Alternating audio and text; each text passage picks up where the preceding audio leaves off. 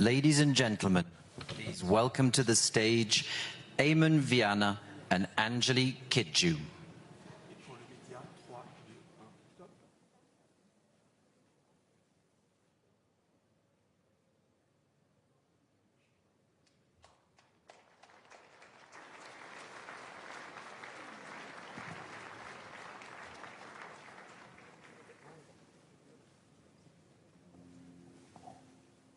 Don't ever let them hurt you in any way. And never let them steal and take the best of you. Keep building cities from the ground. We rise and weave the wave. Don't ever let them hurt you in any way. And never let them steal and take the best of you. Keep building cities from the ground. We rise and weave the wave. Mother Nature has a way of warning us. A time bomb set on a lost countdown. Do you hear it? Will you stop it? Won't you listen? We need each other now. We need each other now. Each one of us needs one of us. We need each other.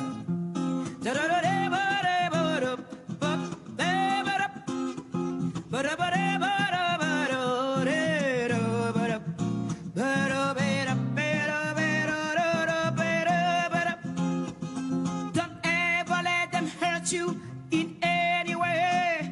Oh, never let them steal and take the best of you. Keep building cities from the ground. We rise and weave the wave. Mother Nature has a way of warning us. A time bomb set on a lost countdown. Will you find it? Will you stop it? Won't you listen?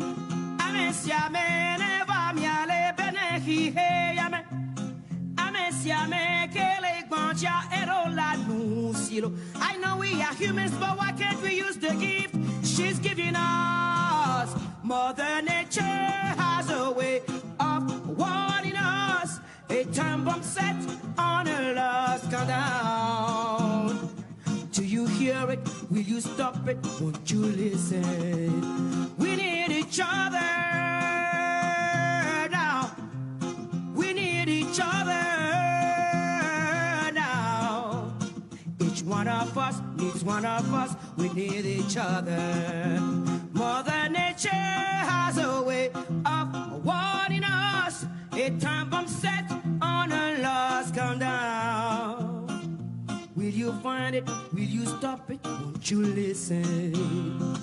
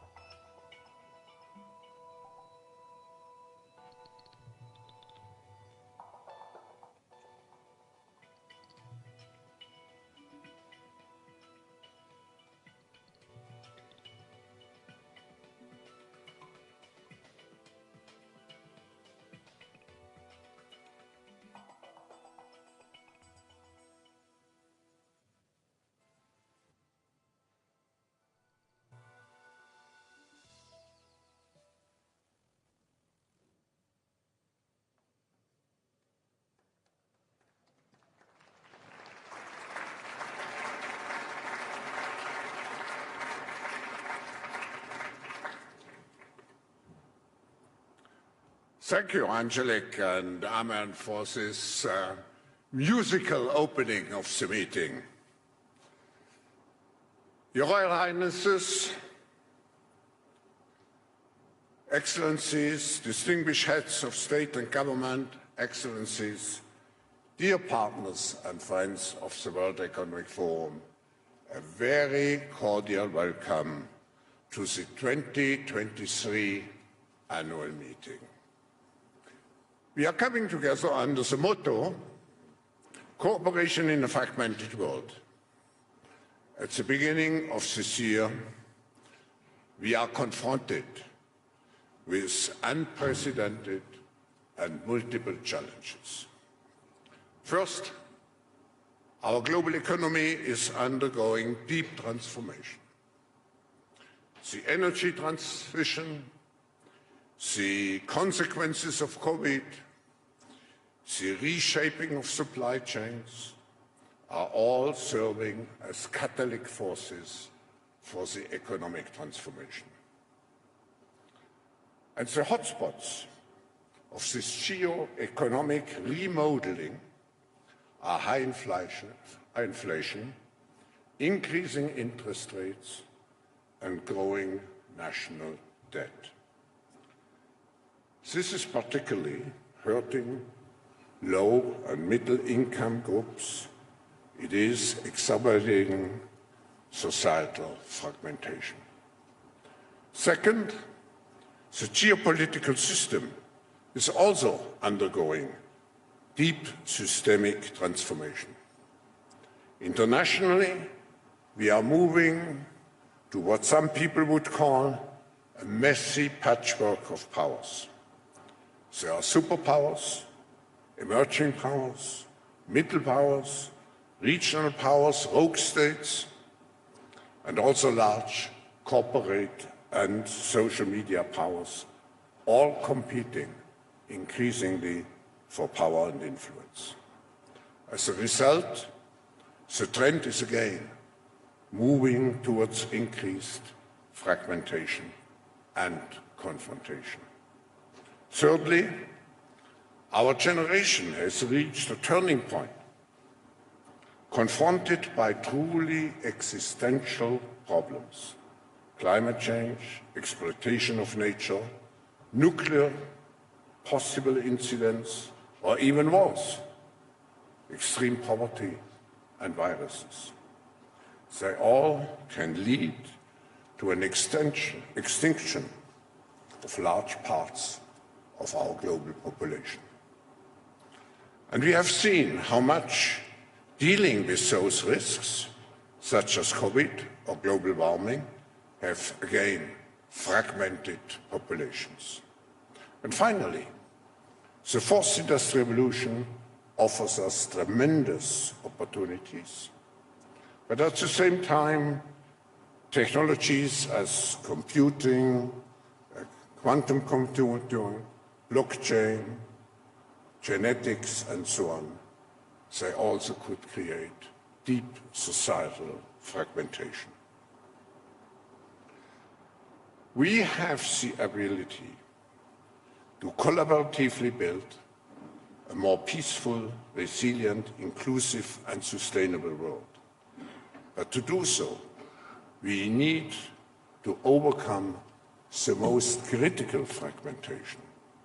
And the most critical fragmentation is between those who take a constructive attitude and those who are just bystanders, observers, and even go into the negative, critical, and confrontational attitude.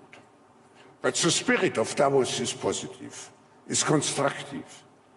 It means investing into a greener and therefore more sustainable economy, investing into a more cohesive society by providing everyone with the appropriate skills and opportunities, investing into the hard and soft infrastructure that modern societies require. And here in Davos, it means, despite all those challenges, it means particularly investing in the spirit and the practice of solving problems through mutual respect and cooperation. We believe that we can do it, that through collective responsibility, innovation, human goodwill, and ingenuity, we have the capacity to turn the challenges into opportunities. Ladies and gentlemen, I have now the great pleasure and honor to introduce Al-ain, President of the Swiss Confederation and Federal Counselor for the Federal Department of Internal Affairs. The World Economic Forum has been based in Switzerland for 53 years, and it is over this period the cooperation between the Swiss federal government, the canton of Graubünden, and the municipality of Davos has been, the partnership has been truly exceptional. I would like to express, Mr. President, and all our Swiss hosts, our sincere gratitude for their hospitality and support all over those years. Ladies and gentlemen, please give a warm welcome to the Confederation, to the President of the Swiss Confederation, Al-ain.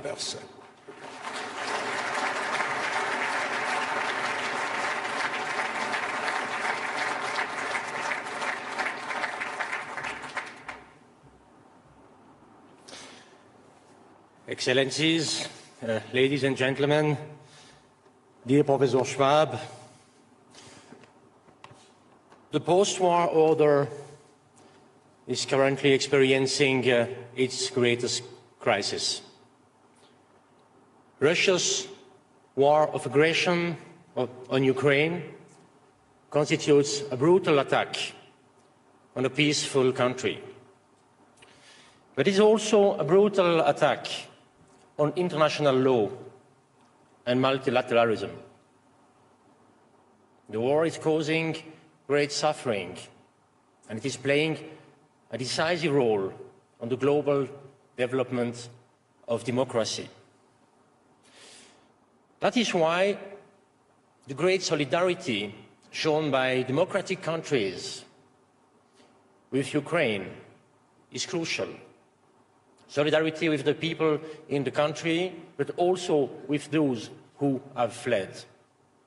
And this aggression has come of all countries, from a member of the UN Security Council, which, and I quote from the UN Charter, bears primary responsibility for the maintenance of international peace and security. And in spite of this, or no, precisely because of this, Switzerland will make every effort to again strengthen international law and multilateralism. In the UN Security Council, for the first time this year, and through international Geneva, the seat of one of the most important multilateral platforms. Ladies and gentlemen, excellencies, the world needs strong multilateral platforms because the greatest present-day challenges are transnational: climate change, pandemic, war, migration, proliferation. And this annual meeting is also an important platform for global dialogue. It is a place of optimism, of can-do spirit, and this is especially so in times of crisis.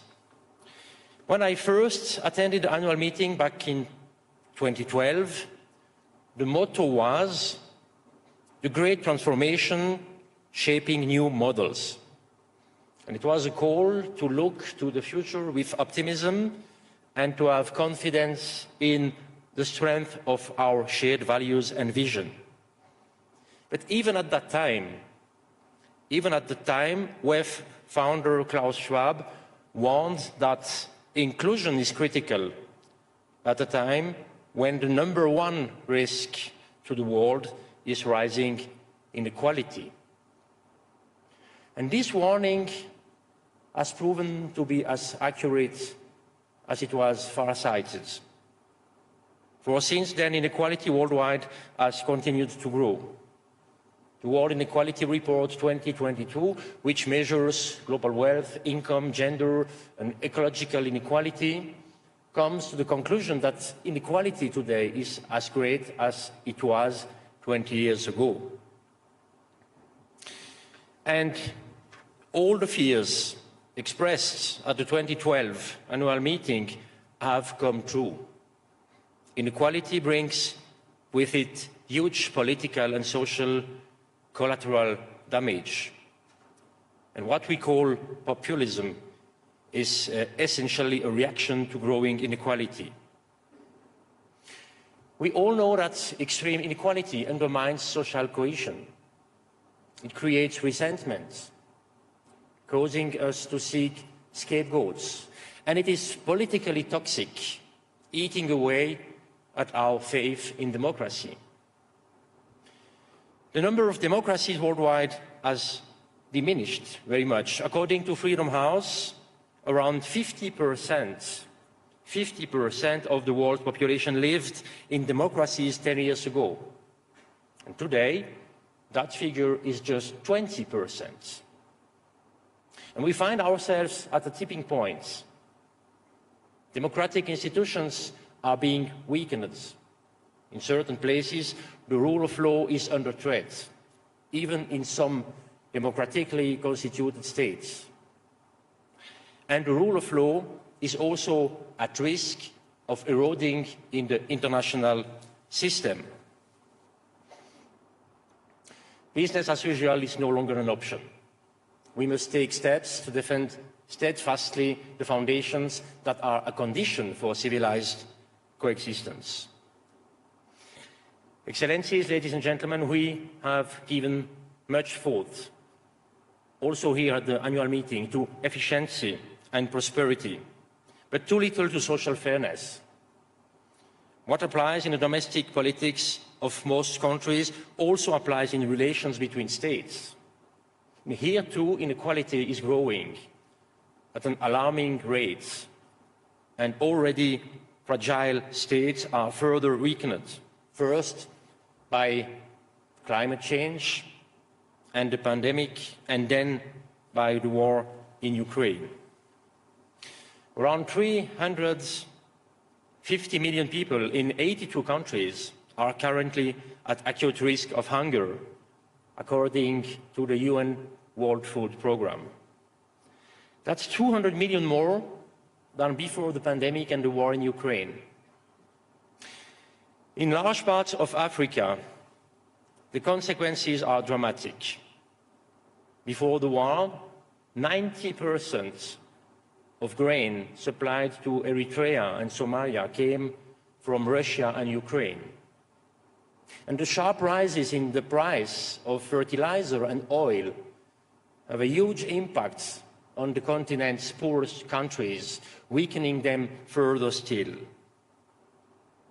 The COVID pandemic also hit already fragile states hardest. Inequality increased significantly, and what is particularly difficult to accept is that prior to 2020, African countries were among the fastest growing in the world. Yes, Excellencies, ladies and gentlemen, many countries in Africa, just as many parts of the world, have been weakened by this terrible war and seen their ambition reduced. But that does not diminish the importance of these countries.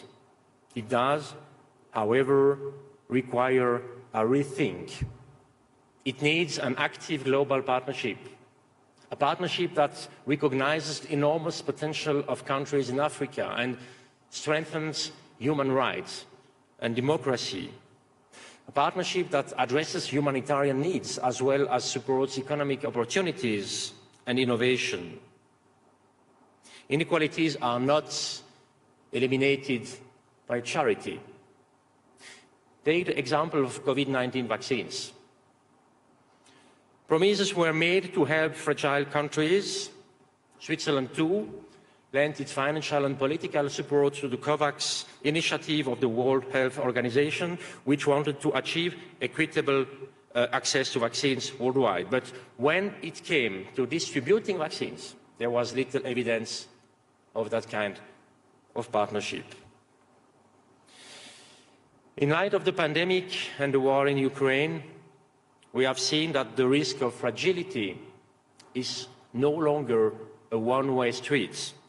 The problems experienced by fragile states do not remain within their own borders.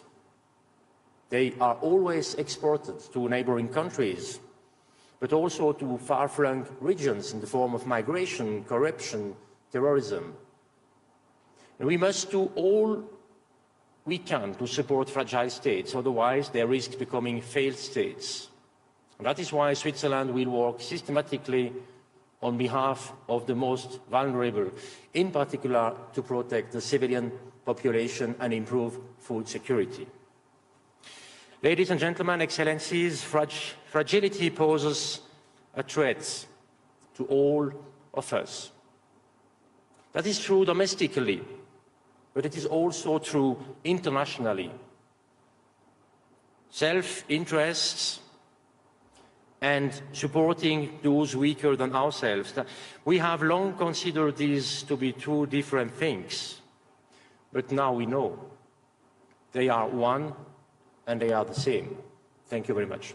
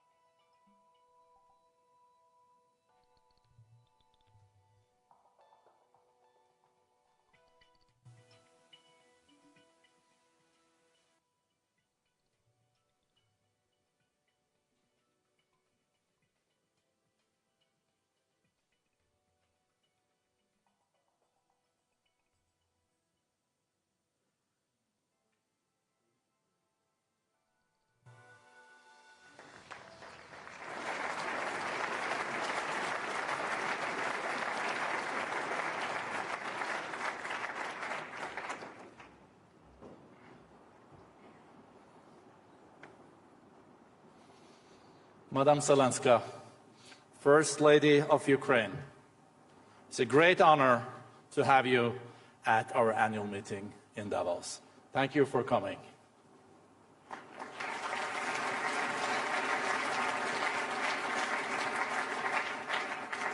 We know it has been a difficult journey. It's been almost a year since Russia invaded your country, sparking a war that has cost far too many Ukrainian lives. Tens of thousands, many of them civilians, many of them children. The largest refugee crisis in the 21st century, and millions internally displaced. Amid this profound crisis, Ukrainians have stood strong in common cause, galvanized by the leadership of President Zelensky and yourself, Madam First Lady. It has inspired many around the world and in this room. Madam Zelenska, since the beginning of the war, you have been an ambassador and advocate for your country and its people. You have been a powerful voice in global capitals and have worked tirelessly to address the human impact of the war, helping people access healthcare, mental care, education, and other resources they need during this difficult time.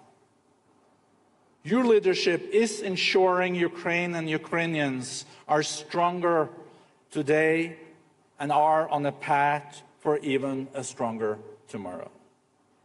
We are very eager to hear from you on what lies ahead. Madam Zelenska, the floor is yours.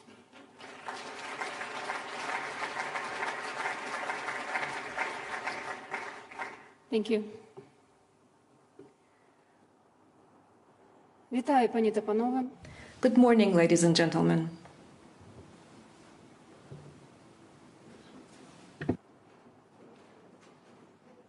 What's on your forms?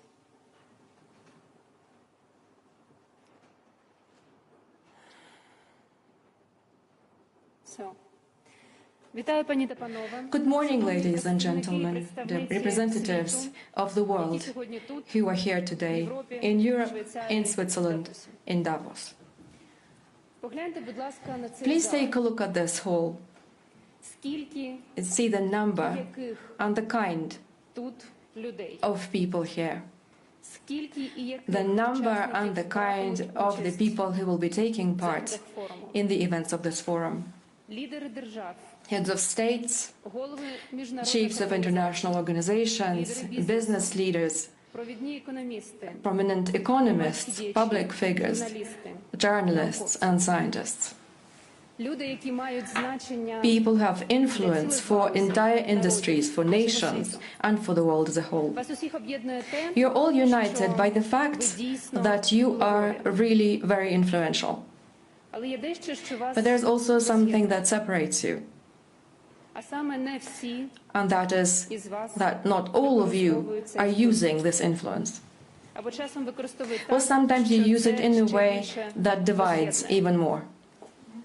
Таке зібрання, як Давоський форум, A meeting such as the Davos Forum exists because deep inside we all believe that there is no global problem that the humanity, that the mankind would not be able to resolve. We have enough energy and strength for it.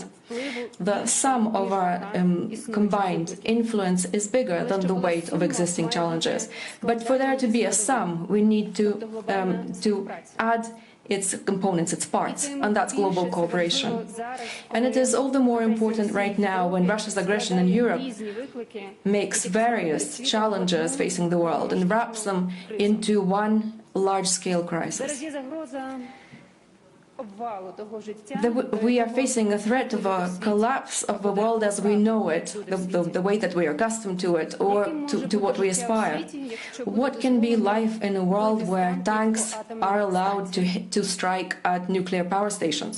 що буде з інфляційними процесами, What will happen to inflation when state borders start to collapse and the integrity of countries will be trampled on by those who want що буде it? з вартістю життя, What will happen to the cost of living when millions, not millions, but tens of millions of people will be forced to flee mass starvation and will become refugees? як світ хоче досягти How does the world want to achieve climate neutrality if so far it hasn't even stopped the burning of entire cities in Ukraine?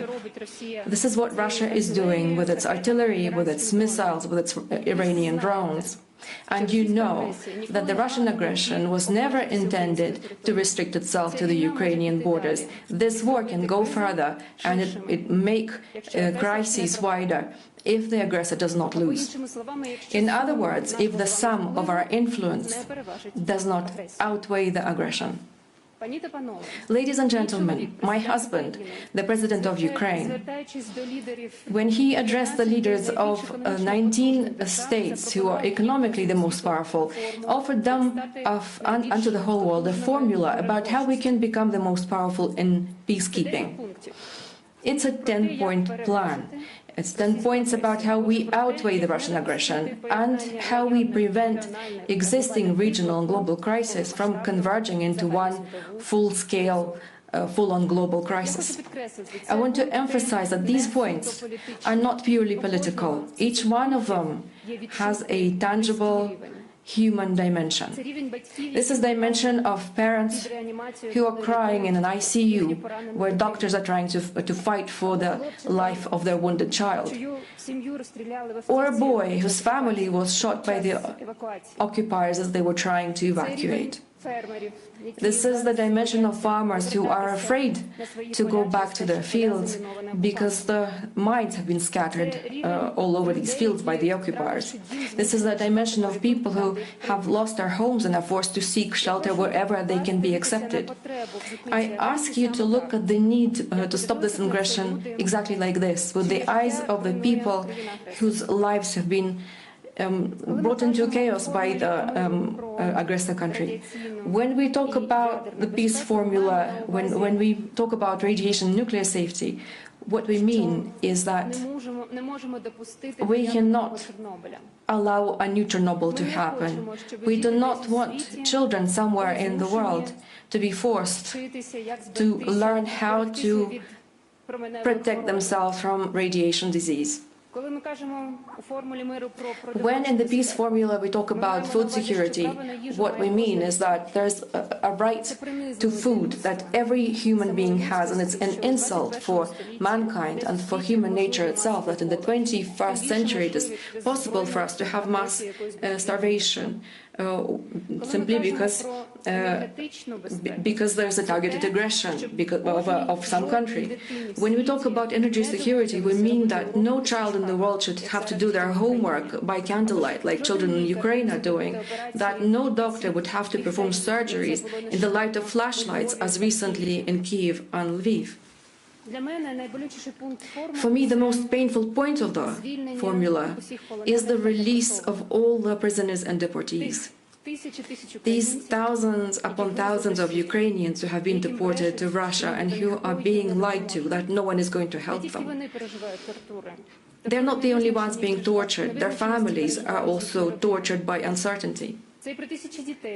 These are also thousands of children that we must protect from the dissolution of their bond with their motherland, which is exactly what Russia is doing when it puts up thousands of Ukrainian children for adoption by Russian families. And this is not just an attempt by Russia to wipe the memory of these children about who they are.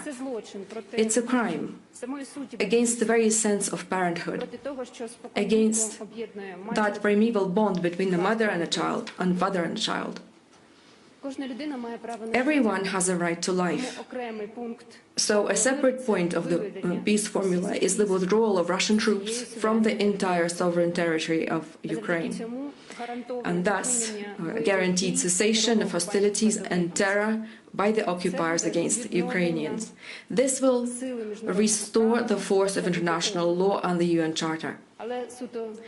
Purely from the human point of view, in these occupied territories, these are our people in these territories who have been torn apart from their families, and they're waiting for liberation. And while they're waiting, millions of people are experiencing the fear and the Russian repression.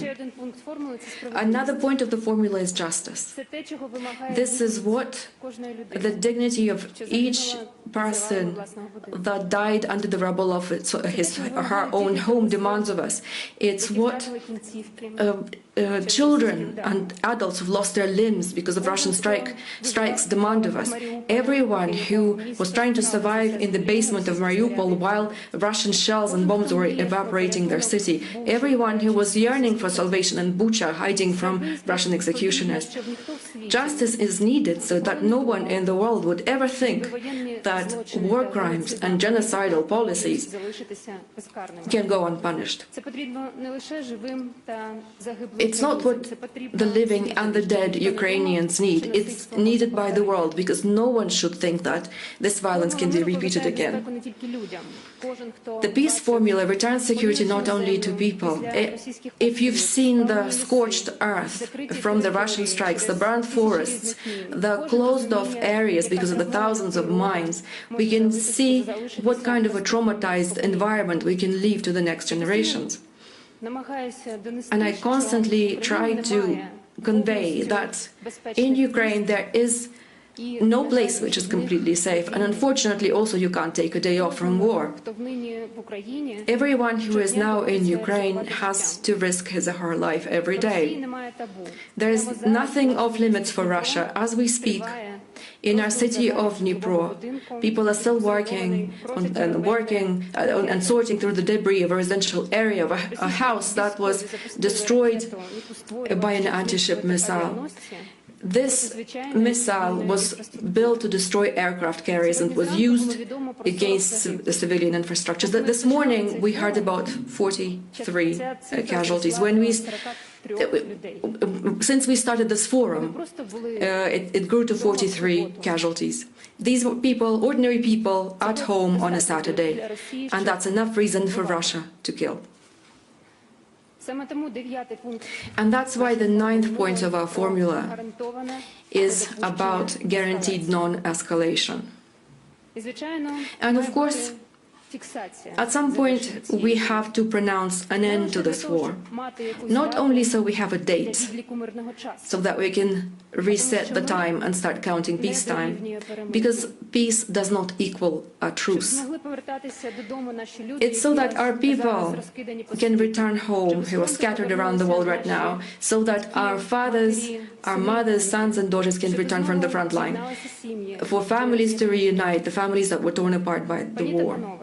Ladies and gentlemen, unity is what brings peace back.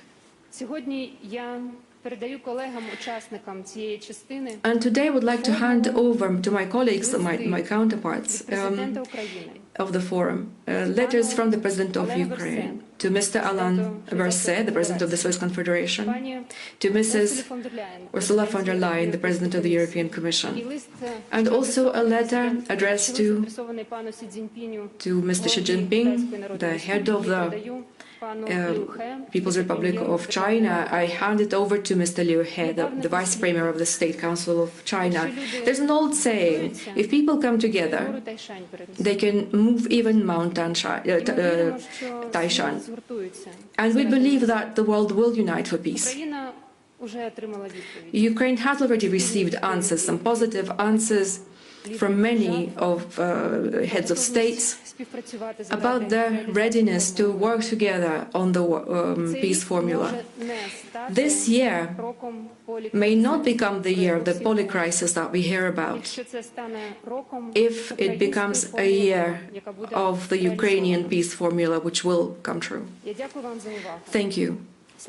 Glory to Ukraine.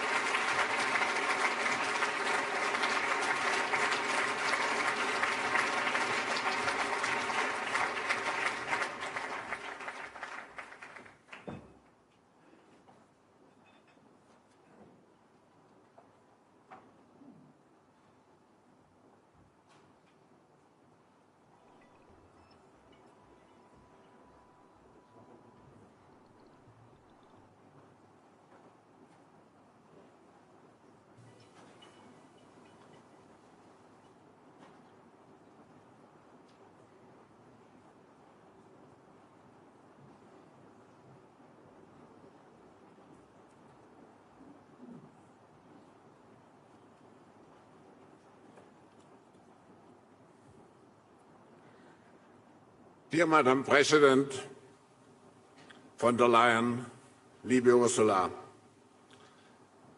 at a time in history, as we have seen also in the speech of the First Lady, at a time in history during which unprecedented, unimaginable challenges demand exceptional leaders, it is a deep honor to have you with us to present your vision for the future of Europe and Europe's role in the world. I'm convinced that your commitment and your visionary leadership to a stronger and closer union, particularly during those times where Europe is really tested, have been so essential, your leadership, and will continue to be so. Madam President, we are excited to have us with you today. The stage is yours.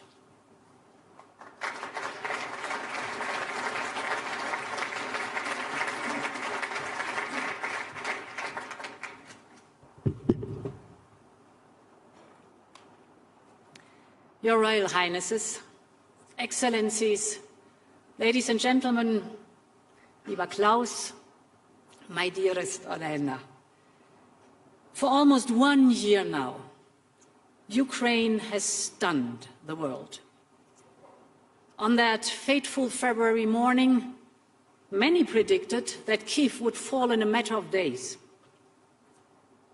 But this did not account for the morale and the physical courage of Ukrainian people.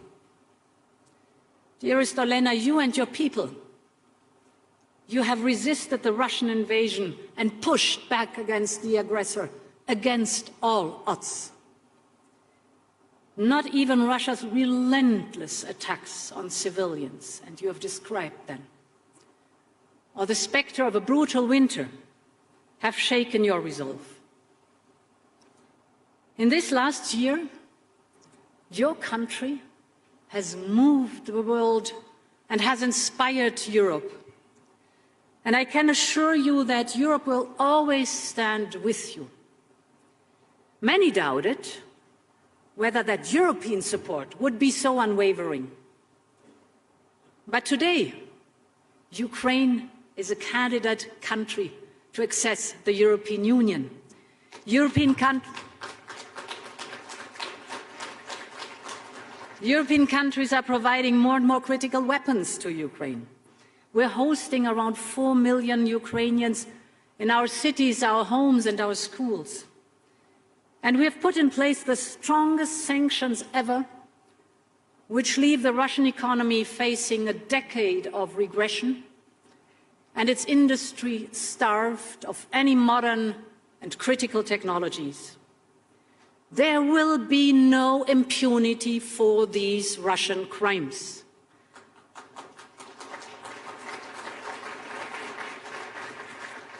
And, my friends, there will be no let-up in our steadfast support to Ukraine, from helping to restore power, heating and water, to preparing for the long-term effort of reconstruction. And to reaffirm that support, we announced yesterday that the Commission is delivering 3 billion euros of financial support. This is the first tranche of our 18 billion support package for 2023, the largest ever macrofinancial assistance to a third country. This is a strong message, and this will bolster Ukraine's financial stability, help to pay wages, ensure the running of hospitals and housing services and schools. I just want to say, my dearest Olena, and I think I can speak on behalf of this hall and this audience here, we are in it for as long as it takes and stand by our Ukrainian friends.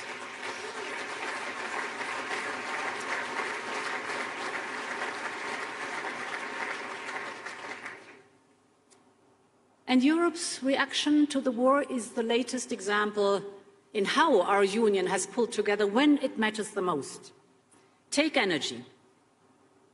A year ago, Europe had a massive dependency on Russian fossil fuels built over decades.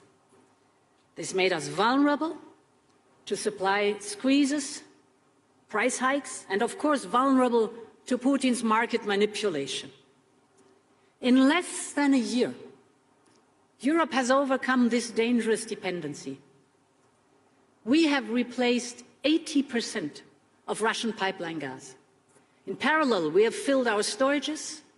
Of course, we have reduced our demand by more than 20% in the period from August to November.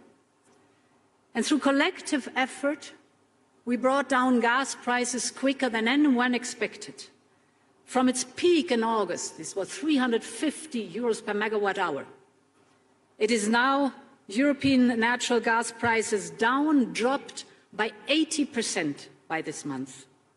That is below the levels of before the Ukraine war. Europe has once again shown the power of its collective will. Nevertheless, we should be under no illusion how difficult these periods, first of pandemic and then followed by a war, are for our families and for our businesses. And we will have to show the same resolve as we face up to a collision of crises.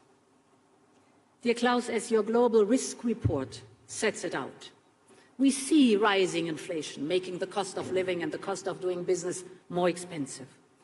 We see energy being used as a weapon. We see threats of trade wars and the return of confrontational geopolitics. In addition, climate change already comes with a huge cost. And we have no time to lose in the transition to a clean economy. And that's what I want to speak about. The net zero transformation is already causing huge industrial, economic, and geopolitical shifts, by far the quickest and the most pronounced in our lifetime. It is changing the nature of work. It is reshaping the nature of our industry. But we are on the brink of something far greater. Just think, in less than 3 decades, we want to reach net zero. In less than 3 decades, we have to reach net zero. But the road to net zero means developing and using a whole range of new clean technologies across our economy, in transport, in buildings, in manufacturing, in energy. The next decades will see the greatest industrial transformation of our times, maybe of any times. And those who develop and manufacture the technology that will be the foundation of tomorrow's economy will have the greatest competitive edge. So the scale of the opportunity is clear for all to see. The International Energy Agency estimates that the market for mass-manufactured clean energy tech will be worth around $650 billion a year by 2030, more than triple today's levels. To get ahead of the competition, we need to keep investing in strengthening our industrial base and making Europe more investment and innovation friendly. And that is what investors are looking closely at in the different markets for clean tech. Here in Europe, we moved first with the European Green Deal to set the path to climate neutrality by 2050. We have cast our net zero target into law to provide the predictability and the transparency business needs. We followed up with our investment firepower of Next Generation EU, that is our 800 billion investment plan, the Just Transition Fund and other instruments across the economy. This is unprecedented investment in clean technology across all sectors of the green transition.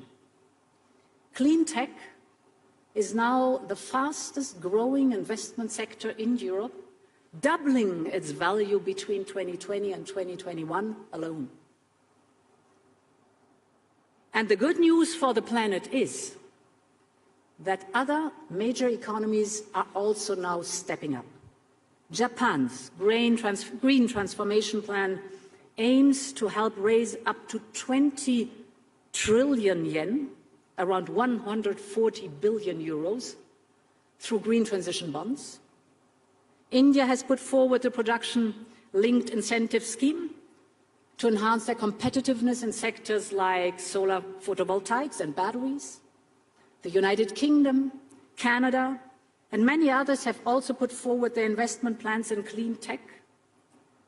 And of course, we have seen the Inflation Reduction Act in the United States, that $369 billion US clean tech investment plan. That means that together, the European and the United States alone are putting forward almost €1 trillion to accelerate the clean energy economy. This has the potential to massively boost the path to climate neutrality. But it is no secret that certain elements of the design of the Inflation Reduction Act raised a number of concerns in terms of some of the targeted incentives for companies. So this is why we have been working with our United States friends to find solutions, for example, so that EU companies and EU-made electric cars can also benefit from the Inflation Reduction Act. Our aim should be to avoid disruptions in transatlantic trade and investment. We should ensure that our respective incentive programs are fair and mutually reinforcing. And we should also set out how we can jointly benefit from this massive investment, for example, by creating economies of scale across the Atlantic or setting common standards. At the heart of the joint vision is our conviction that competition and trade are the key to speeding up clean tech and climate neutrality. And that means that we, Europeans, also need to get better at nurturing our own clean tech industry. We know that we have a small window to invest in clean energy and innovation and clean tech before the fossil fuel economy becomes obsolete. So we have an industry at the moment being challenged by the pandemic, supply chain issues and price shocks. We see aggressive attempts to attract our industrial capacities away to China and elsewhere. We have a compelling need to make this net zero transition without creating new dependency. We've learned our lessons from the fossil fuels. And we know that future investment decisions will be taken now, depending on what we do today. We, Europeans, have a plan, a Green Deal industrial plan. Our plan to make Europe the home of clean tech and industrial innovation on the road to net zero. Our Green Deal industrial plan will be covering 4 different pillars: the regulatory environment,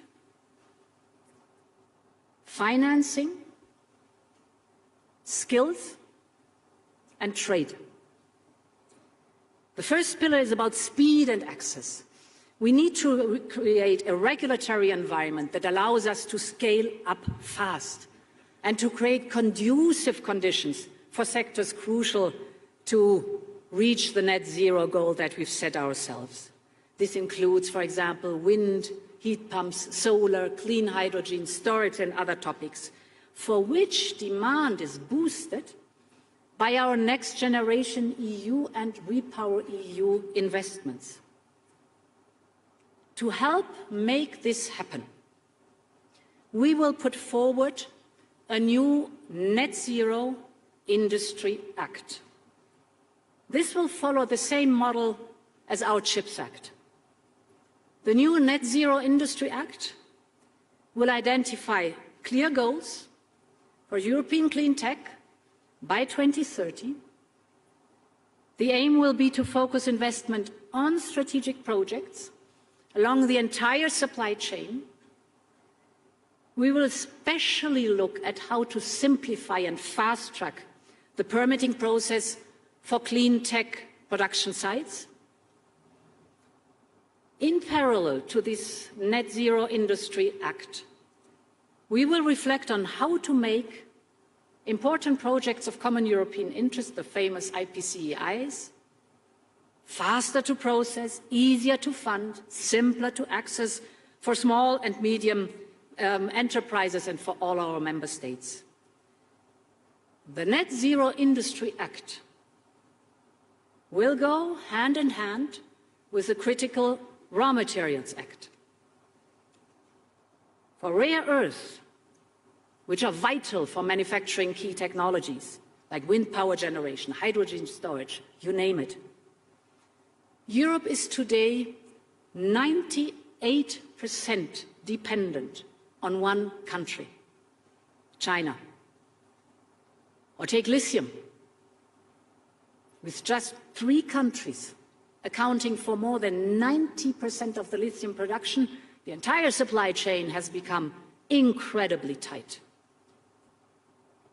This has pushed up prices and is threatening our competitiveness, so we need to improve the refining, processing and recycling of raw materials here in Europe. And in parallel, we will work with our trade partners to cooperate on sourcing, production and processing to overcome the existing monopoly. To do this, we can build a critical raw materials club, working with like-minded partners from the United States to Ukraine to collectively strengthen supply chains and to diversify away from single monopoly. This is Pillar 1, speed and access through the Net Zero Industry Act. The second pillar of the Green Deal Industrial Plan will boost investment and financing of clean tech production. To keep European industry attractive, there is a need to be competitive with offers and incentives that are currently available outside the European Union. This is why we will propose to temporarily adapt our state aid rules to speed up and simplify them. Easier calculations, simpler procedures, accelerated approvals. For example, simple tax break models. And with targeted aid for production facilities and strategic clean tech value chains to counter relocation risks from foreign subsidies. But we also know that state aid will only be a limited solution which only a few member states can use. Now, to avoid fragmenting of the single market and to support the clean tech transition across the whole Union, we must also step up EU funding. For the medium term, we will prepare a European Sovereignty Fund as part of the midterm review of our budget this year. This will provide a structural solution to boost the resources available for upstream research, innovation and strategic industrial projects. But as this will take time, we will look at a bridging solution where it is most needed to provide fast and targeted support. And to support this, we are currently working hard on a needs assessment. So the second pillar is funding and state aid. The third pillar of the Green Deal Industrial Plan will be developing the needed skills to make this transition happen. The best technology is only as good as the skilled workers who can install and operate it. And with a huge growth in new technologies, we will need a huge growth in skills and skilled workers in this sector. This will cut across all we do, whether it is regulation or finance, and will be the priority of our European Year of Skills. The fourth pillar will be to facilitate open and fair trade to the benefit of all. For clean tech to deliver net zero globally, there will be a need for strong and resilient supply chains. Our economies will rely ever more on international trade as the transition speeds up to open more markets and to access the input needed for the industry. So we need an ambitious trade agenda, including by making the most, for example, out of the existing trade agreements, for example with Canada, or for example with the United Kingdom, with which we are trying hard to sort out our difficulties. We're working on concluding agreements with Mexico, Chile, New Zealand and Australia, and to make progress with India and Indonesia. And we need to restart a conversation regarding the Mercosur agreement. Because international trade is key to helping our industry cut costs, create jobs, and develop new products. But by the same token, where trade is not fair, we must respond more robustly. China has made boosting clean tech innovation and manufacturing a key priority of its 5-year plan. That's good. It dominates global production in sectors like electric vehicles and solar panels, which are essential for the transition. But competition on net zero must be based on a level playing field. China has been openly encouraging energy-intensive companies in Europe and elsewhere to relocate all or part of their production. They do so with the promise of cheap energy, low labor costs, and a more lenient regulatory environment. At the same time, China heavily subsidizes its industry and restricts access to its market for European Union companies. We still need to work and trade with China, especially when it comes to this transition. So we need to refocus our approach on de-risking rather than decoupling. This means using all our tools to deal with unfair practices, including the new foreign subsidies regulation. And we will not hesitate to open investigations if we consider that our procurement or other markets are being distorted by such subsidies. We want to cooperate, we want to work together. Climate change needs a global approach, but it has to be a fair approach and a level playing field. Ladies and gentlemen, the story of the clean tech economy is still being written. And over the years I've been coming to Davos, I've heard many times that we are on the cusp of a period of creative destruction that the economist Josef Schumpeter spoke of. His idea that innovation and new tech replaces the old, leaving the old industry and jobs behind. In many ways, this dynamic applies to the clean tech revolution of today and tomorrow. But I believe if Europe gets it right, the story of clean tech economy can be one of creativity.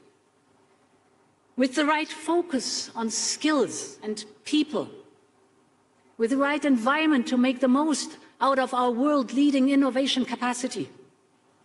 Europe already has everything it takes: talent, researchers, industrial capacity, investment. And Europe has a plan for the future. And this is why I believe the story of the clean tech economy will be written in Europe. Thank you very much.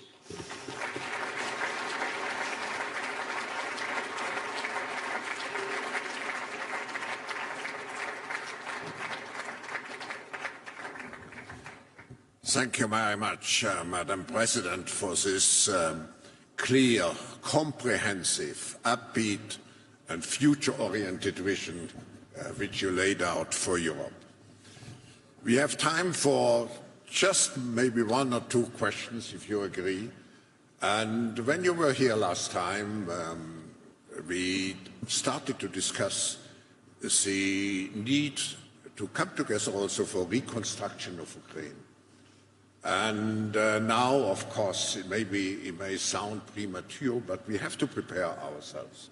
Could you say some words? Absolutely, absolutely. It is not premature. It is up and running since this month. We started the reconstruction platform because it includes repair and relief right now. And Ukraine needs repair and relief right now, then to go slowly but surely into the reconstruction. And indeed, the political leadership is with G7. The motor, the engine, is with the Secretariat, with the European Commission in Brussels and in Kyiv together with our Ukrainian friends.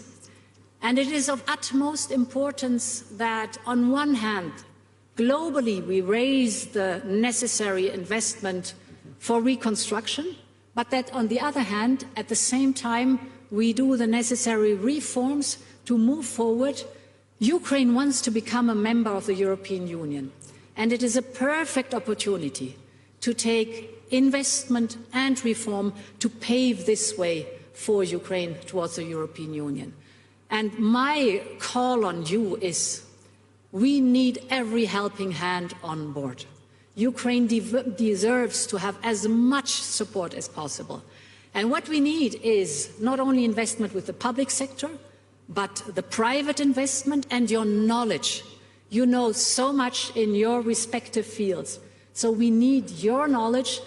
We need every hand on board to really move forward with repair, relief at the very beginning, but also reconstruction. The people of Ukraine really deserve it.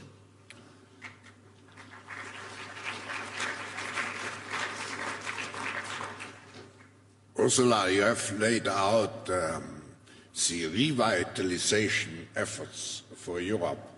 I would like to come back with maybe the last question to the role Europe is playing globally and in terms of, I mean, the geopolitical leadership, security and values. You have touched upon some of those points. But I know in addition to all your different initiatives, there is the Global Gateway initiative.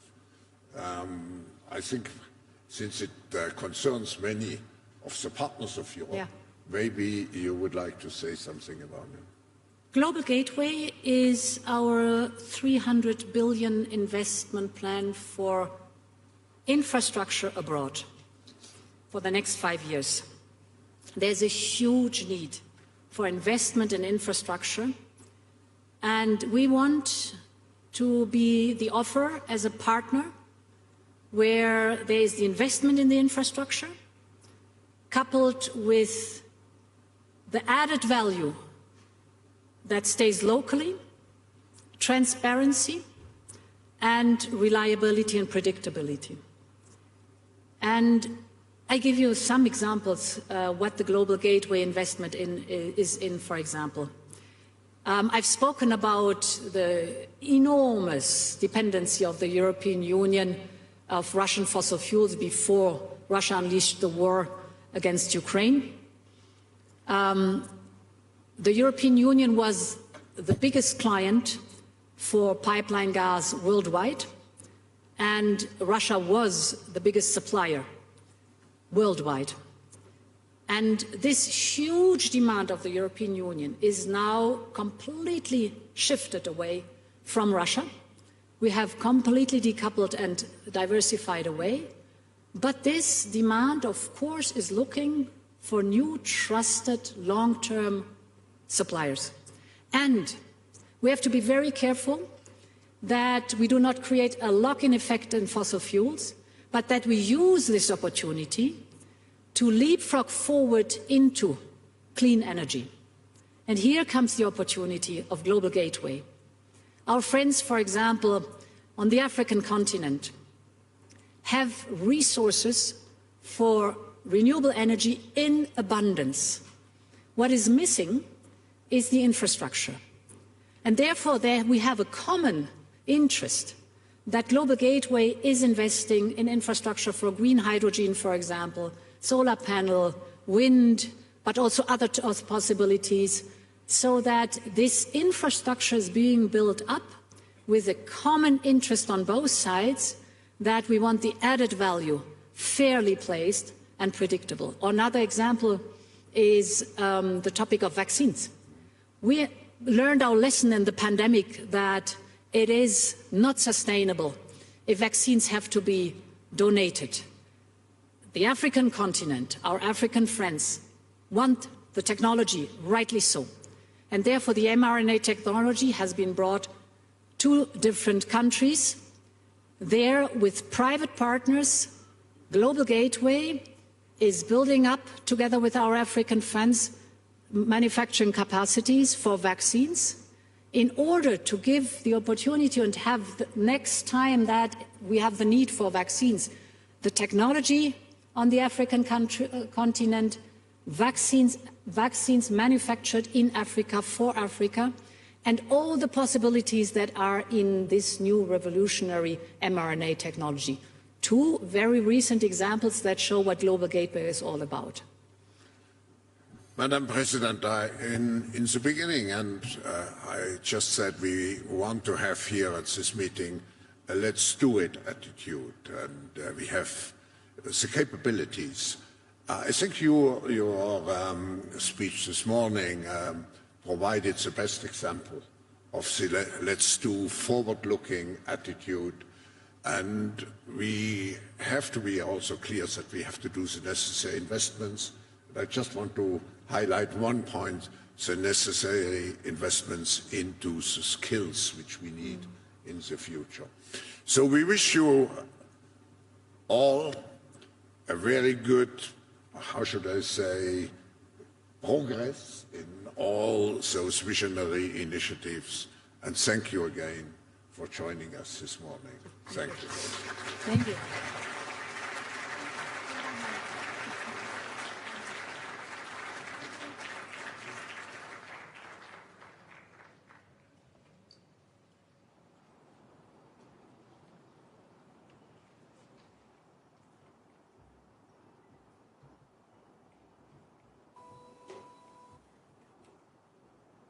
Ladies and gentlemen, please remain seated for the upcoming session. Ladies.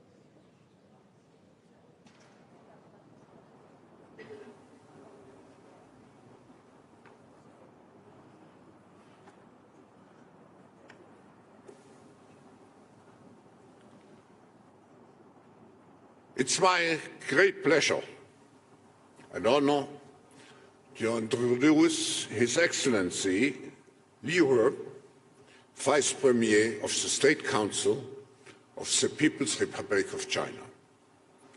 In the past 3 years, the world has been undergoing tremendous changes with many challenges: the pandemic, the war in Europe, the slowing economy, the energy crisis, food crisis, supply chain instability, climate change, and I could go on. The world is becoming even more fragmented, and we must seek cooperation in this fragmented world. Since China started its opening up and reform process over 40 years ago, the country has made great contributions to the development of the global economy. Yet, the world is in transformation, and we are all focused to rethink our development models.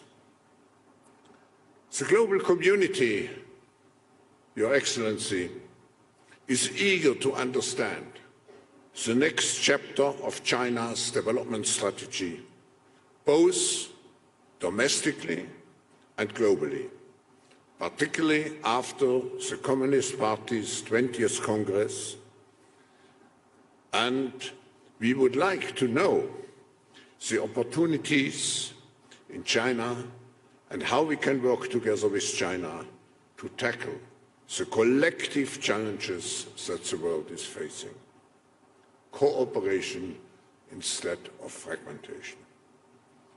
As Director of the Office of the Central Commission for Finance and Economy, Director of the Financial Stability and Development Committee of the State Council, Head of the leading group for National Science and Technology System Reform and Innovation Systems Development, Vice Premier Liu has played a key role and key roles in China's economy, financial and technology sector, as well as China's international cooperation for over 30 years now. He is a recognized leader and a well-known person internationally.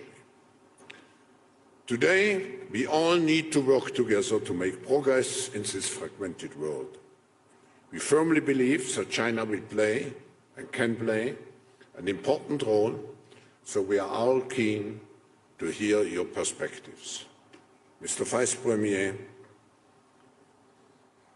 of China, how much will China assume a responsive and responsible role to avoid further fragmentation in the world? Please welcome Vice Premier Liu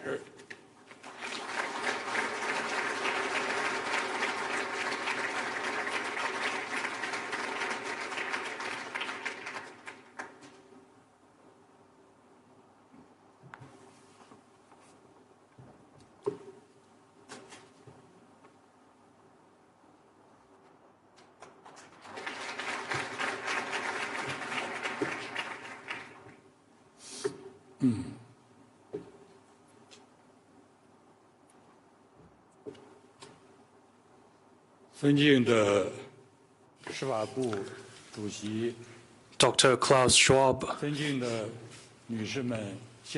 ladies and gentlemen, friends, good morning.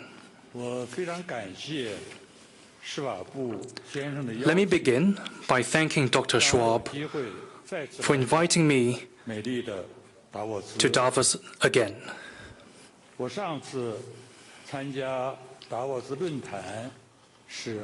The last time I came here was 2018. Over the past 5 years, we have experienced all kinds of unexpected events and witnessed profound changes in the world's political and economic landscape.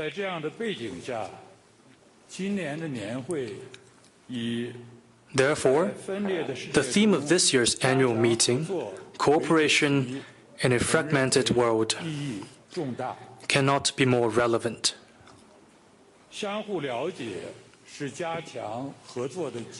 Mutual understanding is an important prerequisite for cooperation.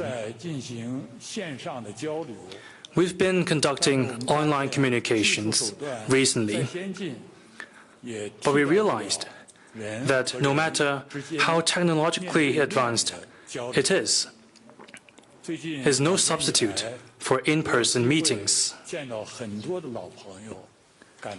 I had quite a number of very warm meetings with some old friends these 2 days. At this face-to-face event, I hope I can help you understand the Chinese economy better. In 2022, China completed its major political agenda. We held the 20th National Congress of the Communist Party of China and elected the new central leadership with President Xi Jinping at its core. We drew up an ambitious blueprint for advancing Chinese modernization in the coming 5 years and beyond. Last month, we held the annual Central Economic Work Conference to make plans for this year in line with the development of the 20th CPC National Congress. Last year, China's growth was 3%, and we managed to keep jobs and prices stable. Urban surveyed unemployment rate was 5.6%, CPI was 2%, and the current account surplus was slightly above 2% of GDP.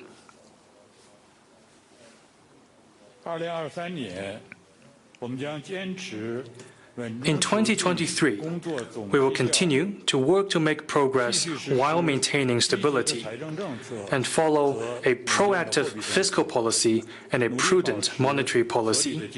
We will strive to maintain reasonable economic growth and keep prices and jobs stable.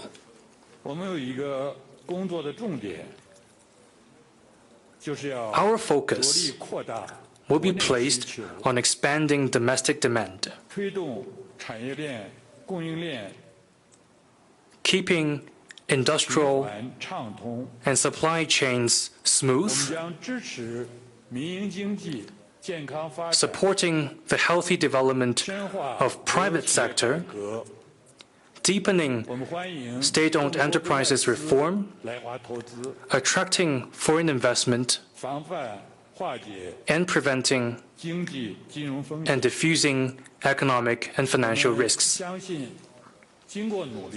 If we work hard enough, we are confident that in 2023, China's growth will most likely return to its normal trend, and the Chinese economy will see a significant improvement.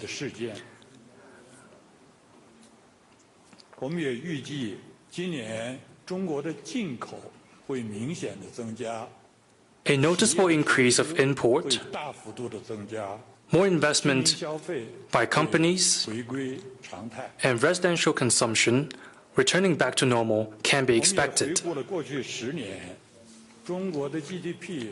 Over the past 10 years, China's GDP grew from 54 trillion to 121 trillion yuan. Average life expectancy rose from 74.8 to 78.2 years last year. And contribution to the global growth last year reached around 36%.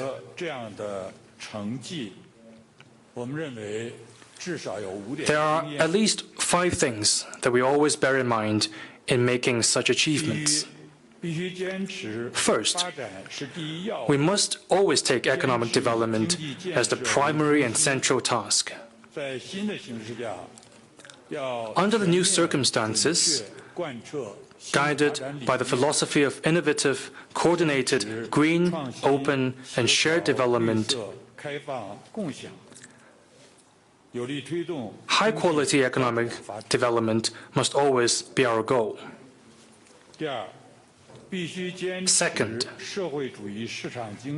we must always make establishing a socialist market economy the direction of our reform.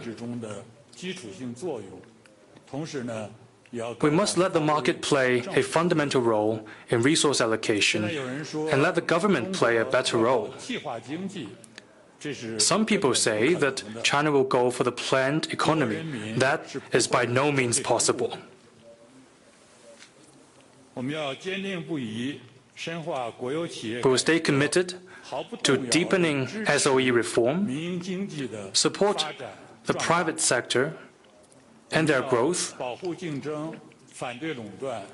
promote fair competition, oppose monopoly, and champion entrepreneurship. Third, we must always promote all-round opening up. Opening up as a basic state policy is a catalyst of reform and development in China and a key driver of economic progress. China's door to the outside world will only open wider. Fourth, we must always uphold the rule of law. We must protect property rights and IPRs in accordance with the law. We must create a world-class and market-oriented business environment underpinned by a sound legal framework. Both government and market activities must stay within the confines of law. Fifth, we must pursue innovation-driven development. We should promote innovation in education, grow human capital, foster a sound interaction of finance, technology, and industry, and work to boost productivity. Ladies and gentlemen, friends, the above 5 points are the important experience we have learned and gained since China started its reform and opening up. We must stick to them and never waver in our commitment. Let me also briefly touch upon 3 issues about the Chinese economy. First, where we are in resolving financial risks, those in the real estate sector in particular. Second, our thinking on the dual circulation. Third, the rationale behind China's goal of common prosperity.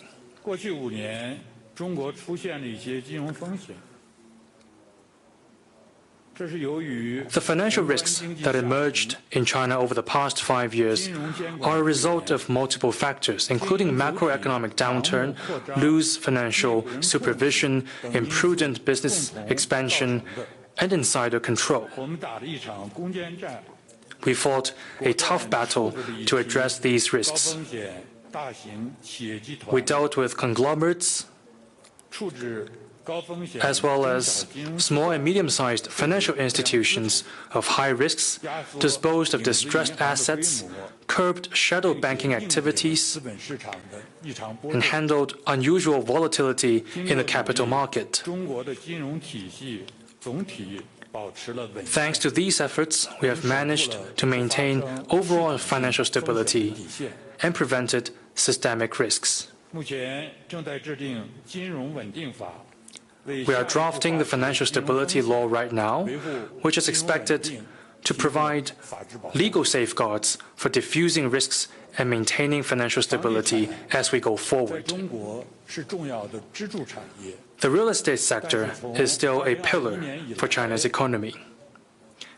But there have been changes since 2021.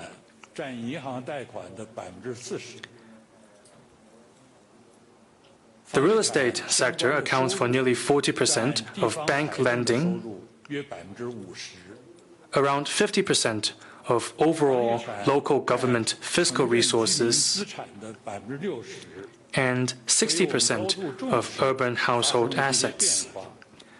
Therefore, we pay much attention to the changes that have taken place, including a rapid decline in property prices and home sales. Many property developers suffered from liquidity shortage and deteriorating balance sheet. The risks of a handful of leading property developers are particularly noticeable. If not handled properly, risks in the housing sector are likely to trigger systemic risks. That is why prompt steps must be taken to address them. That said, while doing so, we should also prevent possible moral hazards. Here is what we have done. First, we have stabilized expectations by honoring contracts and protecting property rights.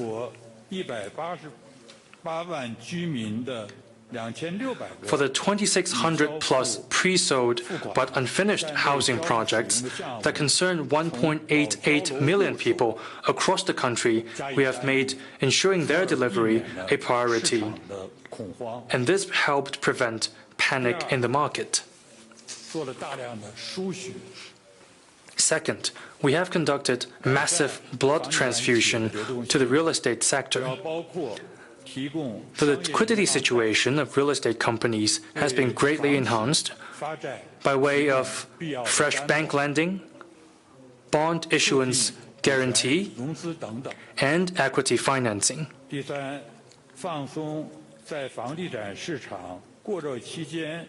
Third, we have relaxed restrictions that were once introduced to addressing the overheating in the property market, to effectively expand demand and enable property developers to generate revenue. Thanks to these efforts, the property market in China has seen noticeable improvement. Looking ahead, China's urbanization is still on a fast track, and the enormous potential demand generated in this process will provide a strong underpinning for the development of the real estate sector.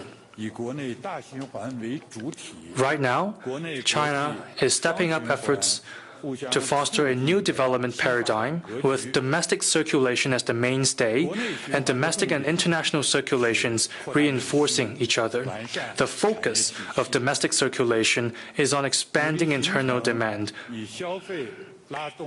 promoting an industrial upgrade, developing a consumption-led growth model, and rebalancing the economy.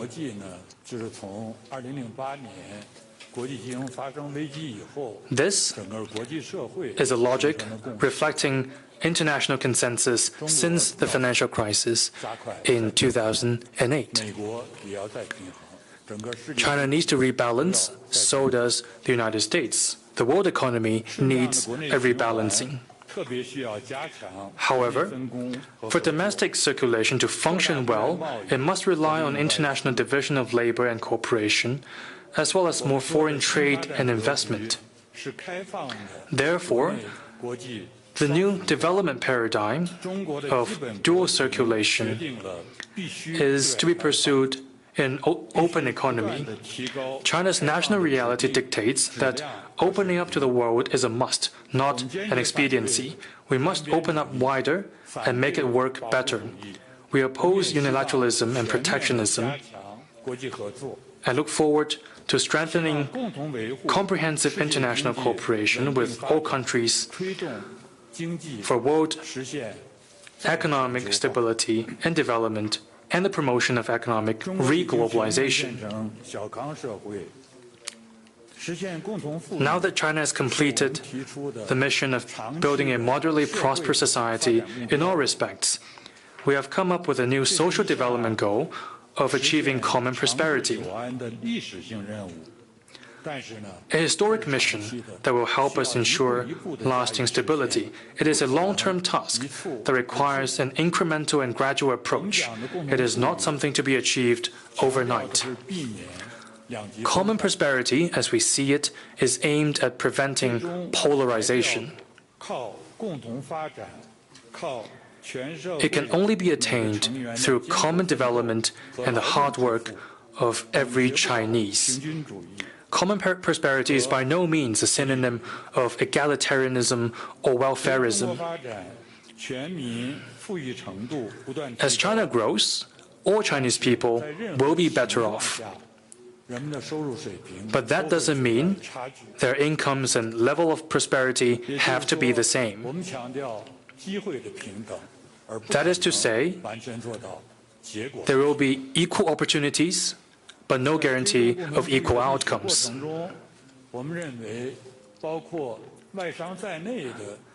Entrepreneurship is a key factor for wealth creation of a society.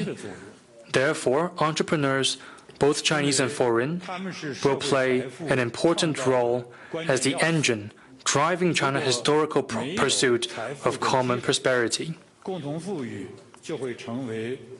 If wealth doesn't grow, common prosperity will become a river without source or a tree without roots.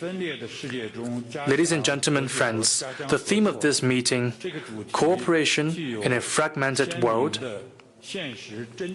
is highly relevant. As President Xi Jinping noted, changes of our world, of our times, and of history are unfolding in front of us in an unprecedented way. The world has once again come at a historical crossroad, and its future depends on the choices we make. As for how to advance international cooperation, I'd like to share with you the following 3 observations. First, we need to uphold the right principles and maintain the effective international economic order. Under the new circumstances, the traditional way of thinking cannot provide a solution. Hence, we have to abandon the Cold War mentality, try to understand the essence of things from the perspective of material duality, endeavor to build a community with a shared future for mankind, and join hands to respond to global challenges. We believe that an equitable international economic order must be preserved by all of us.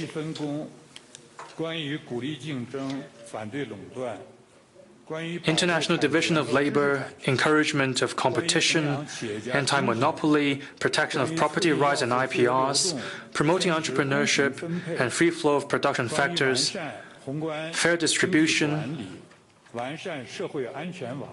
ensuring macroeconomic stability and a strong social safety net are still economic principles that are relevant today. The government has a key role to play on major issues.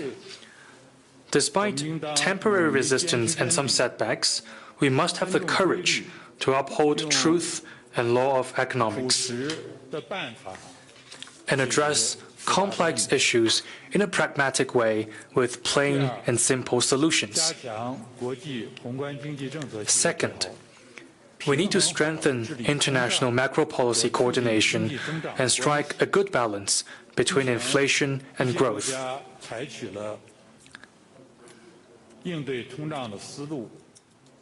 To tame inflation, some countries have chosen the policy that will likely result in the hike recession recovery loop. But it is important to note that inflation this time around is driven by multiple factors, which is why it is complicated. Apart from the demand side, supply-side measures are also needed to repair the supply chains and preserve energy and food security.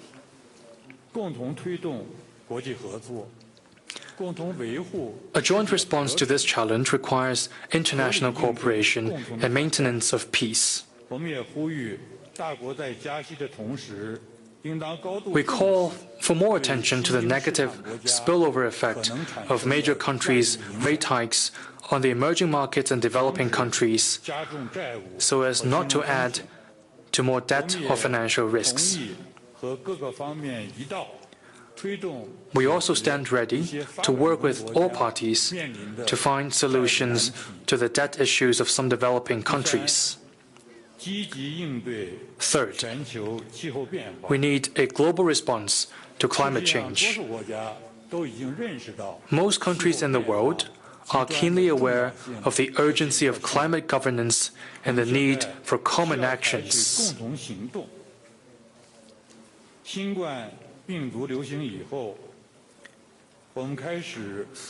COVID-19 pandemic has revealed to us a possible connection between climate change and public health crisis. This is an area where effective international cooperation is needed.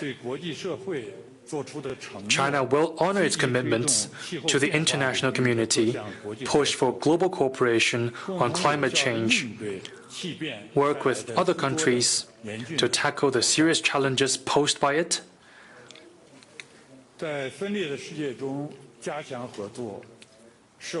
how to strengthen cooperation in a fragmented world is a real problem we all face.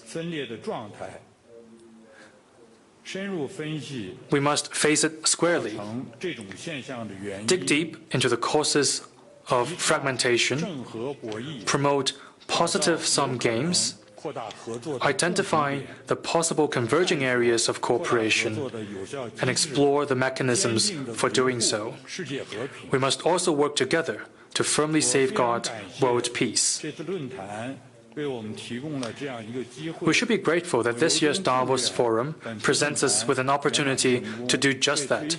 I wish the forum a full success and hopefully help us strengthen cooperation and preserve peace in a fragmented world. Thank you for your attention. Thank you.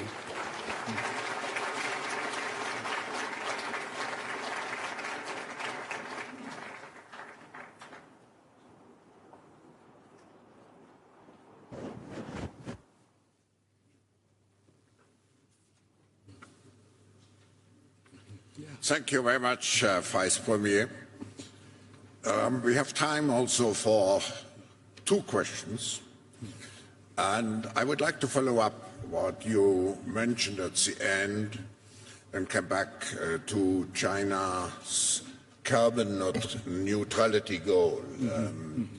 China has announced its goal to be carbon neutral by 2060 and to make in such a way a strong contribution to the achievement of the Paris objectives.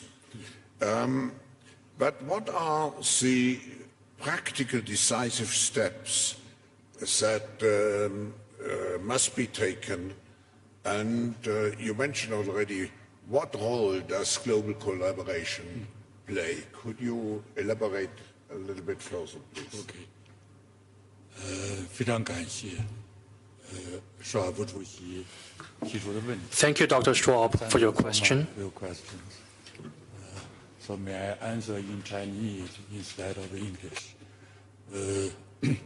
关于3060这个目标，是中国政府 Carbon peak before 2030 and carbon neutrality before 2060 are solemn commitments the Chinese government made to the world, and we will strive to achieve them. 目前的情况来看呢，主要做法包括几个方面。 To achieve that, we are making efforts in a number of aspects. First, we are adjusting energy structure. We will increase the share of renewable and new energy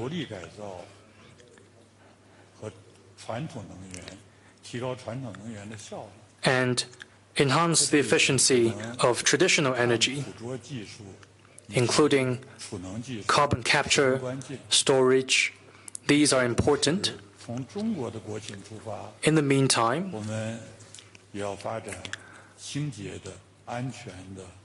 China's national reality dictates that we also need to promote safe and clean use of nuclear power.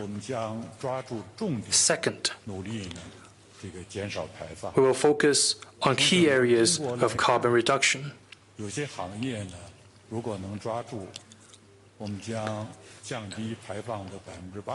If we can focus on these key areas, we're able to cut 80% of emissions, including power generation, construction materials, steel. We're also promoting the change of consumption behavior and make changes to the traditional manufacturing sector. Third, we think institutional arrangements are crucial. We have made a 1+N policy framework. We are promoting the building of carbon trade and green finance.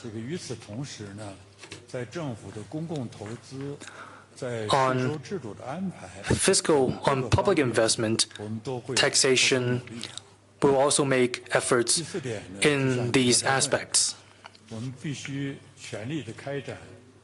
Fourth, we must strengthen international cooperation. We are working with the United States, including under the United Nations, APEC, and G20 frameworks. We have established a series of mechanisms. We have already been working with the European Union in areas such as cities and industrial parks. We are working with the European Union on technology, and we are collaborating with emerging markets and developing countries. For instance, in Belt and Road Cooperation, we have announced the end of building new coal-fired plants in international cooperation, and we will also provide financing to countries in need.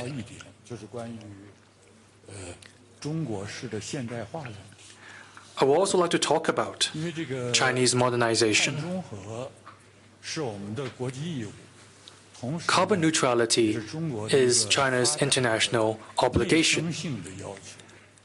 This is also what China needs in driving its internal growth. It is not imposed on us, rather, it is something that we want to do. The supply of primary products requires international exchanges. In China, we have a massive manufacturing industry, and in advancing industrialization and urbanization, China must make changes to our development model and promote green development.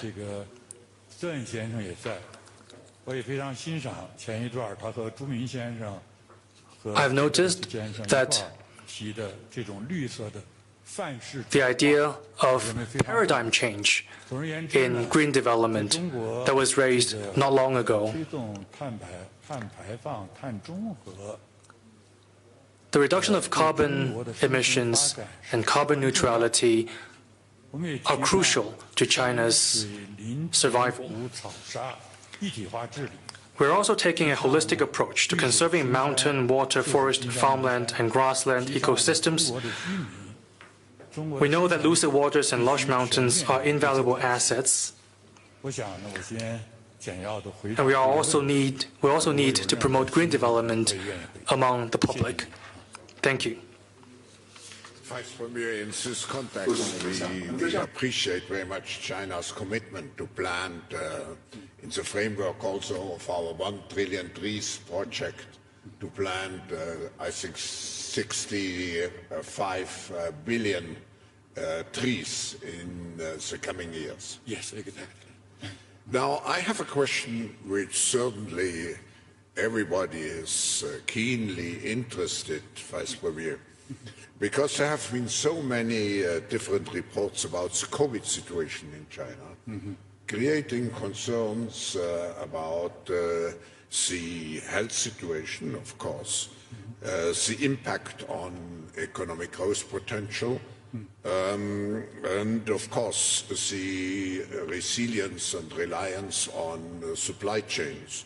Could you enlighten us what the situation is and what can we expect of the final, if I may say so, normalization of the situation.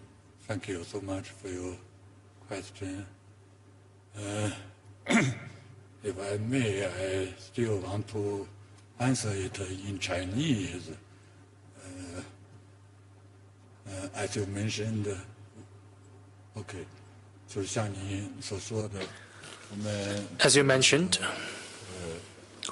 这个全面的动态清零的防疫政策转向了治疗重症的防疫政策。 we are shifting our focus from dynamic zero COVID to the prevention of severe cases. It started on 8th December last year, and since 8th January this year, we have started to manage COVID as a Class B infectious disease. That is a signal of reopening. First, the COVID situation is steadying. China has passed the infection peak. Members of the society have returned to normal.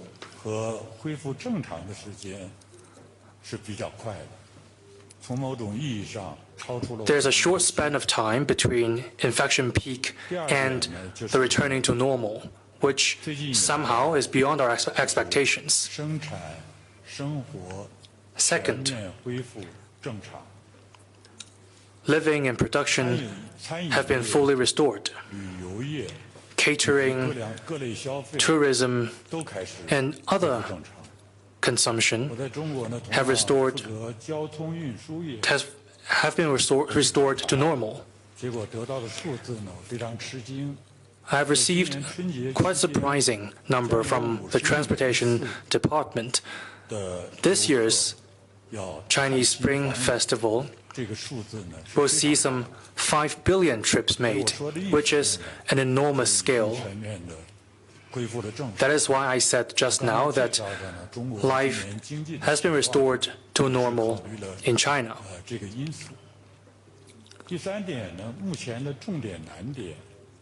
Third,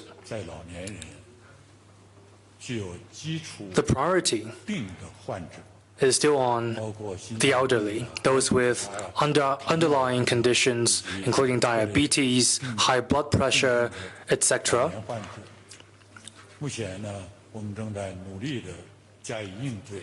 Now we are working to address these priorities.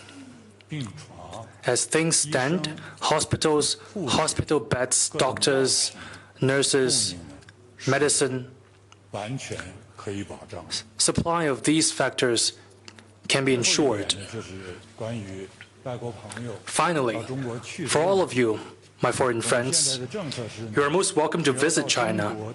The policy we are taking right now is travelers only need 48-hour PCR test results upon entry. And there is no quarantine, no other additional requests.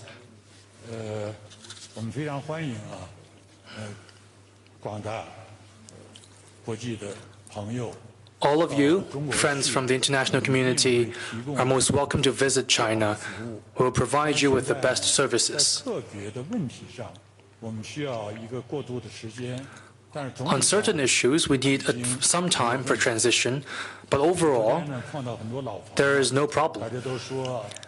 I met a number of old friends yesterday. They told me that they want to visit China for the Boao Forum for Asia, for the high-level forum for development. That is also proof that things have been normalized. Thank you for your question, and thank you for your attention. Thank you. Thank you, Vice Premier. We highly appreciate that you came here to Davos actually just before the Spring Festival starts. Yes, exactly. You came here with important delegation. Thank you for sharing with us the latest policies of the Chinese government of China. And I think on behalf of all of us, I want to wish you a good year of the rabbit. Thank you very much. Thank you.